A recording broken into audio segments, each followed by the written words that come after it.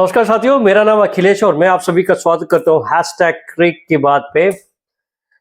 आज जो है मैं बात करने वाला हूँ ऋषभ पंत और केएल राहुल की दोस्ती के बारे में। तो यू जस्ट इमेजिन कि कल प्रेस कॉन्फ्रेंस में पूरा मैच खत्म हुआ। प्रेस कॉन्फ्रेंस में जब केएल राहुल आए तो उनसे एक क्वेश्चन पूछा गया। चलिए छोड़िए, उसकी बात अलग करता हूँ। सबसे पहले तो मैं ऋषभ पंत की बात करता हूँ कि जब ऋषभ पंत बहुत अच्छा खेल रहे थे, इमीडिएटली लंच से पहले, मतलब लंच से पहले ऐसी बड़ी गलती कर दे कि शायद दिमाग में कभी कोई सोच नहीं सकता, वो ऐसी गलती कर गए। 1 रन लेना था, लेकिन बेन स्टोक, वो कहते ना दोस्त कि किस्मत यदि आपके साथ ना हो तो आप कुछ नहीं कर सकते। पूरी इनिंग्स में ऋषभ पंत के साथ किस्मत थी, लेकिन एक बॉल, मतलब कहते हैं कि लंच से थोड़ी देर पहले, जो अक्सर हमेशा होता है कि कोई बॉलर यदि एक क्विक सिंगल लेने गए ताकि राहुल स्ट्राइक पे आ जाए और वो अपनी सेंचुरी पूरी कर ले, लेकिन क्या होता है उल्टा। बेन स्टोक एक बॉल हिट करते हैं रनर पे, मतलब रनिंग एंड पे, डेंजर एंड पे जो कह सकते हैं, और ये कॉल ऋषभ पंत की थी और वो बॉल डायरेक्ट हिट हुआ और ऋषभ पंत आउट हो गए। जैसे ही आउट हुए तो लोगों ने ये क्वेश्चन उठाना शुरू कर दिया कि ऋषभ पंत पागल हो गया क्या, what is he doing, what he has done.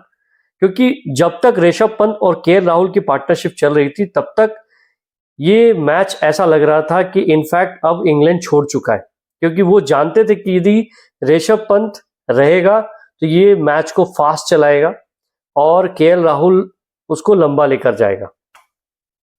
अब ये सभी गाली दे रहे थे और ये जो आउट हुआ उसके बाद ऋषभ पंत, उन्हें बहुत बुरा फील हुआ। इवन एज एन मैं भी माना कि हाँ इट वाज गलती, इट्स रॉन्ग, क्यों चले गए भैया, मतलब समझ में नहीं आया कर क्या रहे थे आप।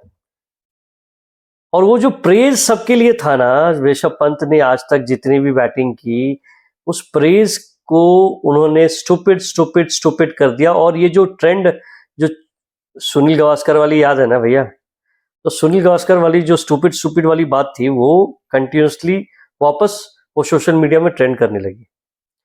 मैच जैसे ही खत्म हुआ 387 387 दोनों 387 पे जाके रुक गए और 1-2 रन से किसी ने लीड नहीं ली थी। सिर्फ आपने समझा होगा, मैंने कंट्रोवर्सी के बारे में बताया था, तो सिर्फ 2 रन से आ गया। उसके बाद प्रेस कॉन्फ्रेंस में केएल राहुल आए।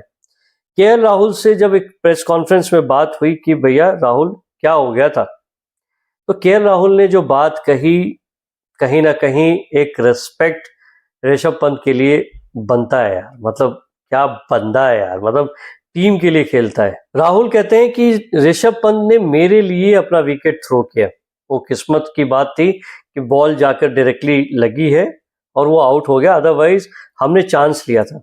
ऋषभ पंत को उसने बताया कि हम दोनों जाकर सेंटर में, क्योंकि ये लास्ट ओवर था और जो स्पिनर है उनके, क्या नाम है उनका, लंच से पहले वो लास्ट ओवर था जिसमें शोएब बशीर बॉलिंग कर रहे थे और केएल राहुल और ऋषभ पंत के बीच में बात हुई और केएल राहुल ने ऋषभ पंत से कहा कि भाई मुझसे अब पेशेंस नहीं हो रहा, मैं सोच रहा हूं कि ये मैं जल्दी से रन लेके अपना सेंचुरी पूरा कर लूं ताकि मैं लंच के बाद हम सब पेस में खेलें और इनके लिए टारगेट दें।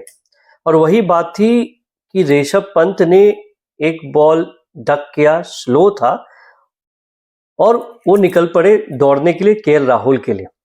बट बेन स्टोक ने अपना दिमाग लगाया, उसने केएल राहुल को आउट नहीं किया, उसने मारा ऋषभ पंत को। इसमें देखिए कि बेन स्टोक कितनी बड़ी बात सोच चुके थे, क्योंकि वो जानते थे कि केएल राहुल जब तक रहेंगे वो लंबा खिलेंगे लेकिन मैच को फास्ट पेस नहीं ले जाएंगे। लेकिन यदि ऋषभ पंत होंगे तो ऋषभ पंत आप, और अगर ऋषभ पंत रह गए तो ऋषभ पंत उनसे मैच दूर ले जाएंगे, क्योंकि ऋषभ पंत के बारे में आज तक इनका जो डेमोग्राफी और ज्योग्राफी है दिमाग का, आज तक किसी ने नहीं पढ़ा। कोई सोच भी नहीं सकता कि ऋषभ पंत अगले मोमेंट क्या करने वाले। ये मैं और आप यहाँ बैठे बैठे सोच और कमेंट्री करें, हम कुछ भी बन जाए, हम बहुत बड़े तुर्रम खान क्यों ना हो जाए, लेकिन ऋषभ पंत का दिमाग पढ़ना नामुमकिन है। वो अभी अच्छी गेंदों को भी छक्का चौका मार सकते हैं और बुरी गेंद को तो छक्का डेफिनेटली, मैं या तो वो रोक देंगे, या प्ले डाउन कर देंगे। प्ले करके मैच को किस तरह लेके चलना है वो दिमाग से नहीं खेलते भाई। वो सरप्राइजिंगली आपको अभी इमीडिएटली 4-5 छक्के मार देगा, 4 चौके मारेगा। उसके बाद क्या करोगे, एज एन ओपोनेंट कैप्टन आप बाहर फेंक दोगे अपने प्लेयर्स को। उसके बाद आप फिर दूर, मतलब ये फिर वो करेंगे, टुक टुक टुक टुक टुक खेलेंगे, आप और माथा पकड़ लोगे। फिर वो फील्डर को अंदर लेके आएंगे, आप छक्के चौके मारना शुरू कर दोगे।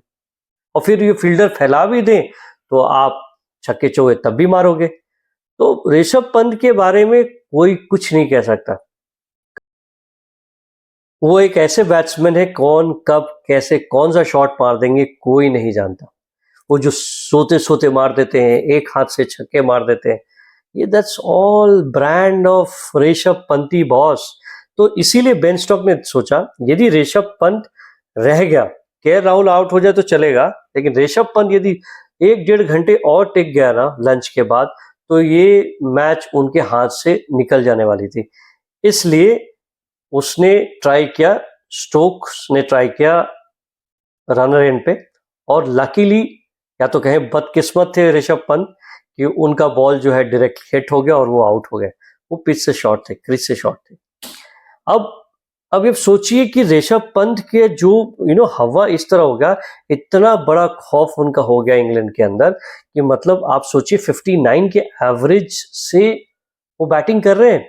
और one of the greats, I think he is the most average, मतलब कहते हैं कि सबसे ज्यादा एवरेज जो यदि किसी का है तो वो अभी ऋषभ पंत का है, धोनी का है। धोनी से पहले हो गए, धोनी बाद में। तो he is among the greats. So जब कहें कि भैया, क्योंकि ऋषभ पंत कह रहा था कि जैसे कि केएल राहुल ने बताया कि ऋषभ पंत मुझसे कह रहा था कि मेरे हाथ में दर्द हो रहा है यार, अच्छी गेंद को भी मैं रिस्पेक्ट कर रहा हूँ, मार नहीं पा रहा हूँ, तो बहुत पेन में था, इसीलिए वो कोशिश कर रहा था। और जितना भैया उसने 70+ स्कोर किए इतने फास्ट पेस पे, कोई मामूली बात नहीं थी। बट वो पेन में था और उसने मेरे लिए आउट होना बेहतर समझा। So that's how it is. So ये दोस्ती हम नहीं छोड़ेंगे यार। ऋषभ पंत गाना गाइए, ये दोस्ती हम नहीं छोड़ेंगे, छोड़ेंगे दम मगर तेरा साथ न छोड़ेंगे भैया। तो भैया please do like share and subscribe, और सब्सक्राइब करो दोस्तों, नहीं तो फिर ये नया चैनल है, please let allow the channel to grow, तभी तो मजा आएगा।